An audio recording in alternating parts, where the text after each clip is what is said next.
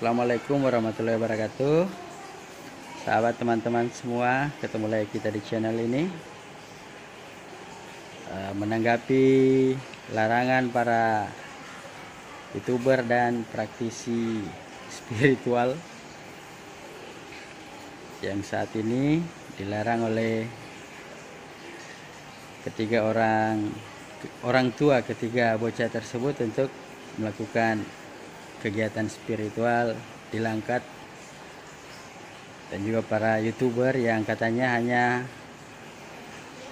mengejar view dan subscribe. Menanggapi hal itu, saya sangat setuju bahwa selama ini para praktisi atau dukun menyebut bahwa ketiga anak tersebut disembunyikan oleh makhluk gaib, dan nyatanya mereka tidak bisa menemukan dan menentukan di mana anak tersebut berada. Di lain sisi, para YouTuber juga selama ini hanya memberikan dan menyampaikan informasi yang tidak jelas, tidak menentu, dengan judul-judul yang menarik penonton untuk mendapatkan subscriber tentunya.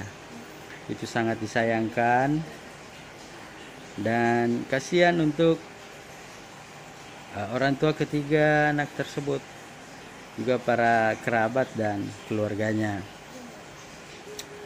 Jadi harapan saya, hentikan hal-hal itu dan menyampaikan informasi. Judul dari video yang akan disampaikan juga harus jelas, tidak membalikkan fakta apa yang kejadian, harus sesuai dengan judul, dengan apa yang terjadi saat ini. Dari awal juga saya sudah menyampaikan bahwa menurut pandangan saya bahwa anak ini diculik, tidak disembunyikan oleh makhluk gaib.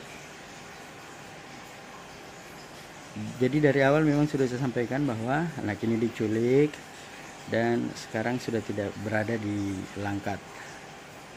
Jadi kita serahkan kepada pihak berwajib untuk melakukan pencarian.